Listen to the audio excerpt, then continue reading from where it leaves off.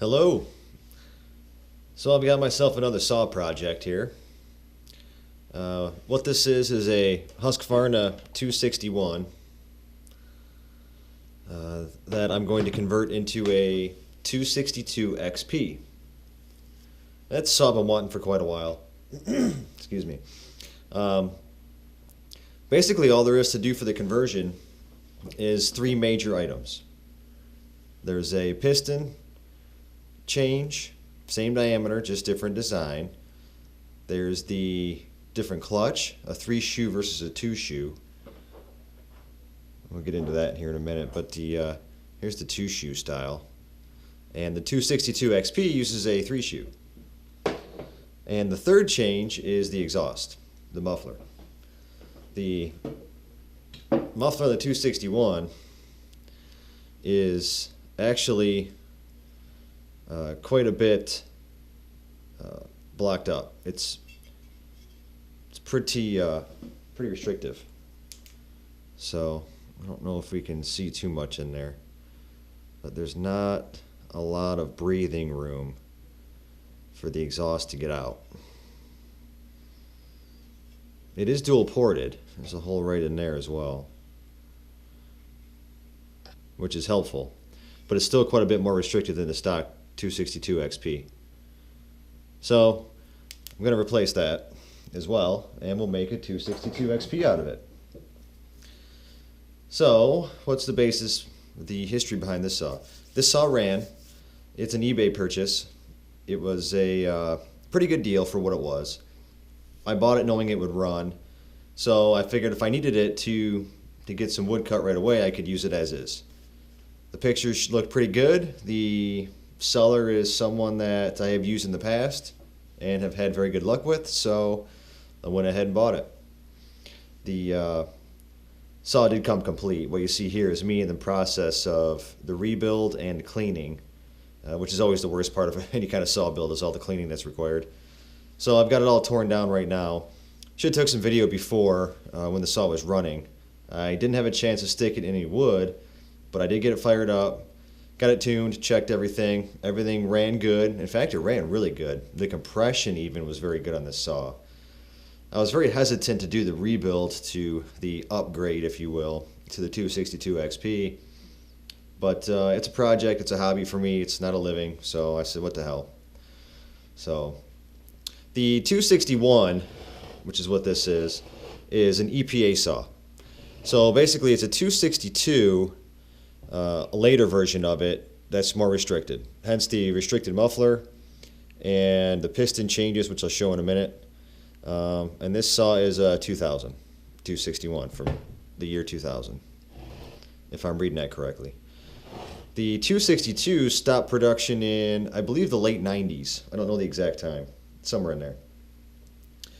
So they just took the 262 platform, detuned it a little bit, choked it up, sold it as the same saw, just restricted.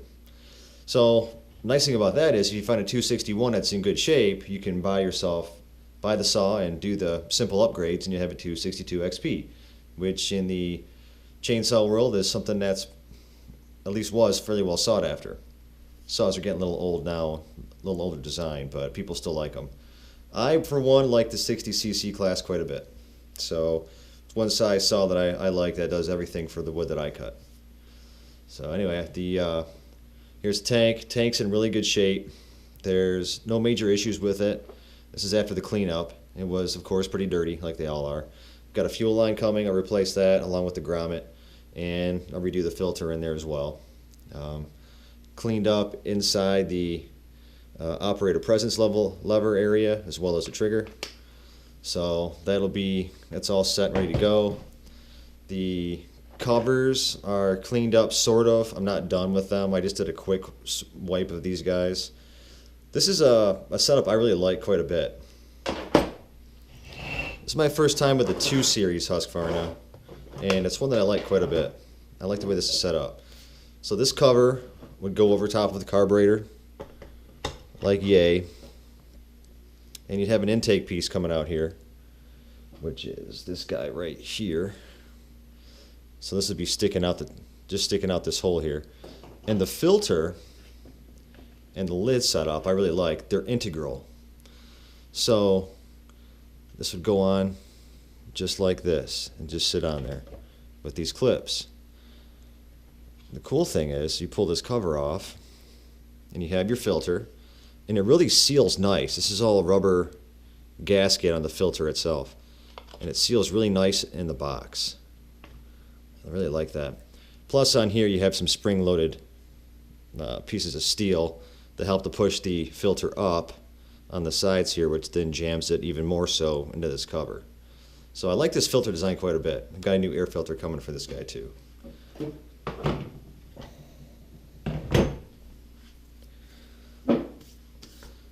So the big thing with these saws is to convert them to 262 XP is the cylinder.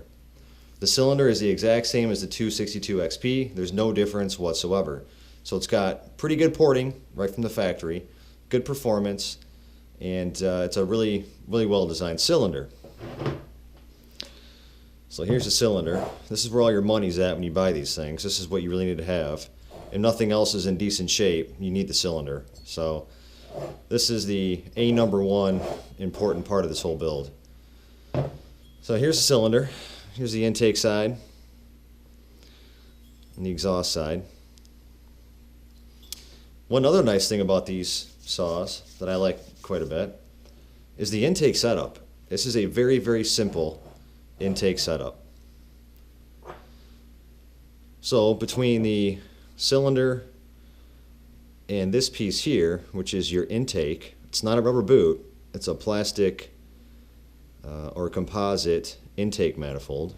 And if you can see, this lines up like this. This being your impulse hole for your carburetor, then goes through here. Normally a gasket between these two. Okay, goes like that. Then after that, you have your carburetor, which then with a gasket also, if I can get it to the right side here, then bolts up like this.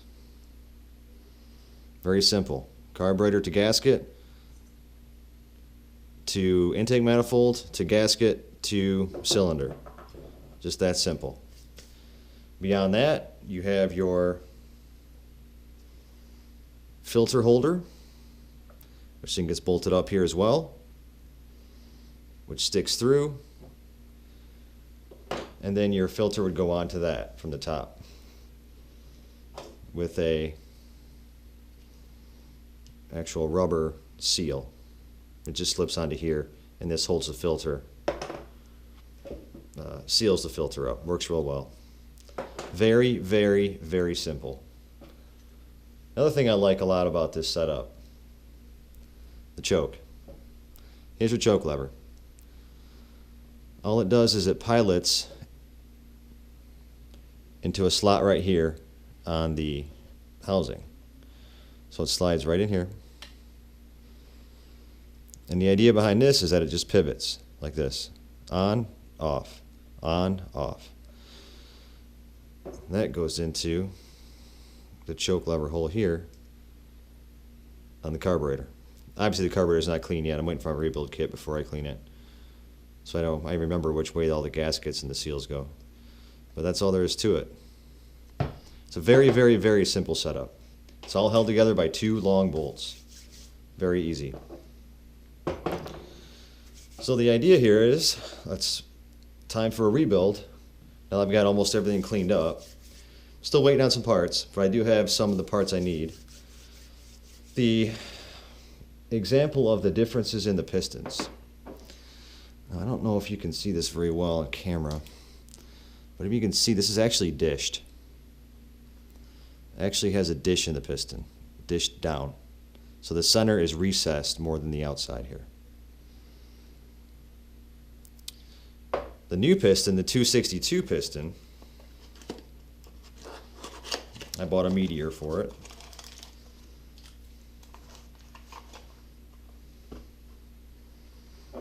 The differences are, it's not dished.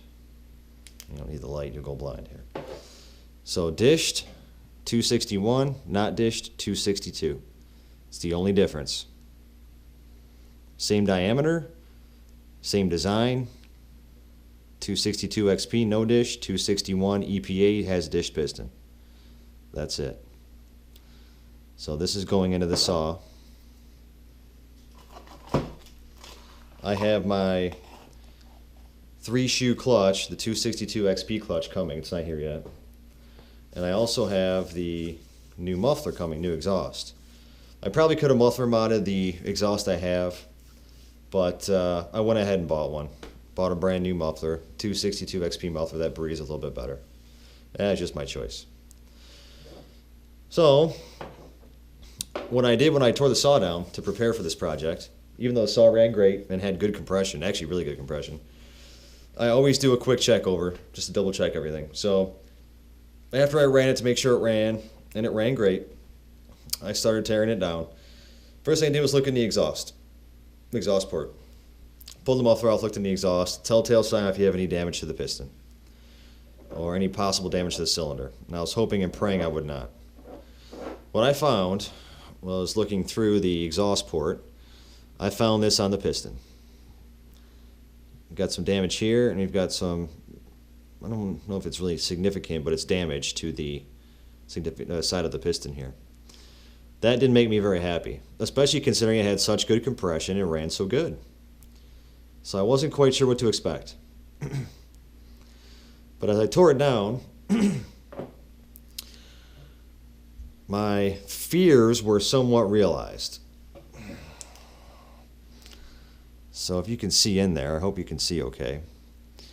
I do have some issue.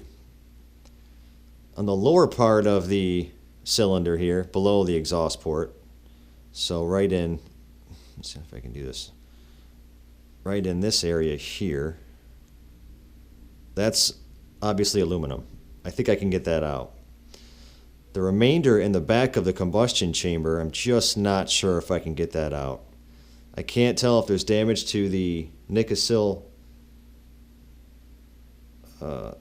lining or if it's going to be okay. So my job is going to be try to take that transfer out and see if I have a damaged cylinder wall. I don't know. It's unfortunate because this is a very good quality cylinder, and this is the reason why I bought the saw. If you look in there, there's no other damage whatsoever. This is after a few times through with a Scotch-Brite pad. It's just the area by the exhaust, which is common. And I'm willing to bet it was caused from carbon breaking off the exhaust port and getting stuck between the cylinder and the piston and rubbing up and down on it. So, let's see what we can do. Still have some cleanup to do on the cylinder, but you can see, this is after I cleaned it, there was quite a bit of carbon in the cylinder and the exhaust port itself. So I'm sure a piece broke off, got stuck between the cylinder and the piston, and caused that damage. So today I'm going to try to get that out using the method provided on YouTube by Mastermind. His channel is Mastermind Work Saws. And his idea is to use, very delicately, use some sandpaper just to pull the transfer off just enough and see if I can't polish it back up with a Scotch-Brite and see if I can save this cylinder. So we'll try it and see what happens.